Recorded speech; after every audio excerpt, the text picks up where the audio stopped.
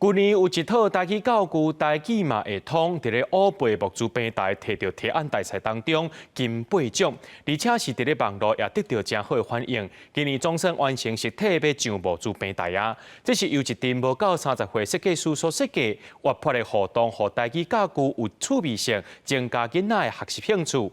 团队也讲，因伫咧开发过程当中，豆豆啊，甲台语捡倒转来。开始哦，乌叔叔，囡仔就爱耍，你阿就爱耍。阿嬷带孙同齐读台语绘本，这是台语嘛通团队所做的教具。不过，唔单单是绘本的形式，这字含图样拢会当透过点图笔听到台语发音。这套教具加强分组名词、形容词和动词来设计出不同款的形式，亲像动词都有互动卡，囡仔只要甲卡片的抓机关扣叮当，就会当看到台语的动作。台语的拍有几来种方式，你讲你甲我拍，按个我唔知你是安怎甲我拍。阮的阿舅就会讲究。对，阿母甲我笑，摕锤仔甲我笑，对，这就是一种直接表现的方式，互伊知影讲原来拍这个动作有这么一个表现的方式。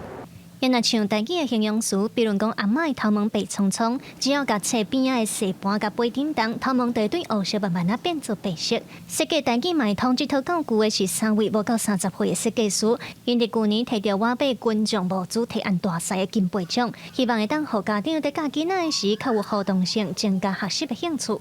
爱好耍够趣味，嘛爱正确。过去拢是较平面的绘本，拢无够趣味啦，所以囡仔都无啥物兴趣的学台语。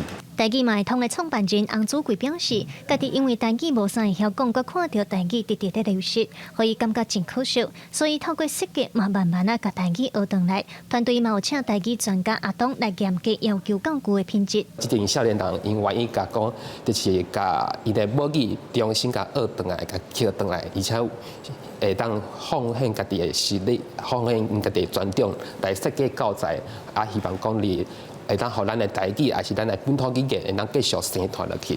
台语买通这套台语教具，主要是针对3岁至8岁囡仔所设计。未来打算会伫4月16上木珠平台。团队希望透过这个活泼的设计，家长和囡仔拢会当做伙算做伙学台语。记者卢尚如、郑俊尧台北报道。